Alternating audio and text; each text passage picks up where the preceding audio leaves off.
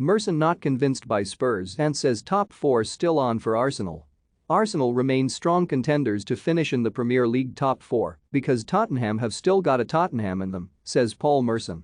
Spurs took control of the race for Champions League qualification at the weekend, claiming their 4th straight victory on the same day Arsenal slumped to a 2nd consecutive defeat. Antonio Conte's men ran out 4-0 winners away at Aston Villa after their North London rivals were beaten 2-1 at home to Brighton, meaning they now sit 3 points clear of them in the all-important 4th spot. The Gunners do have a game in hand to play, yet they will still trail Spurs on goal difference even if they win it, and the two sides also have to play each other again on May 12. Nevertheless, despite Saturday's major setback against Brighton, Merson insists his former club still have a great chance of pipping their bitter enemy to 4th. "I still feel Arsenal have got a chance," he said in his column for Sky Sports. "Arsenal have got to go to Chelsea, and Tottenham have still got to face Liverpool, which will be a different game." With Chelsea beating Southampton last weekend, that sort of cemented their top 4 place. "What I would say is that the Arsenal players are at their ceiling. They're playing as well as they can and there isn't too much more in the locker. They had a day against Brighton where they dropped off that level and they got beaten.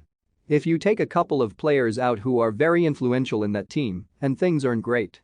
The squad's not big and Mikel Arteta virtually picks the same players all the time, and against Brighton, they bumped into a team who had nothing to play for and who had a free swing.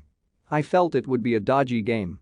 Brighton hadn't been playing well, but you sensed it would be a nice football match. Arsenal couldn't get their full team out and it became a bit of a struggle. Kieran Tierney is a massive player and Thomas Partey has become increasingly influential. I still feel Arsenal are in it because Tottenham have still got a Tottenham in them. I don't mean that in a horrible way, but they still have got a Tottenham in them. Everyone was going mad about them, but they could have been blown away in the first half against Aston Villa.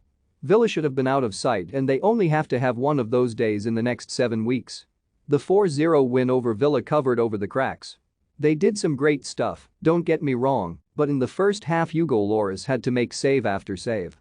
So I'm still not convinced by Tottenham. The top 4 is still very much on for Arsenal.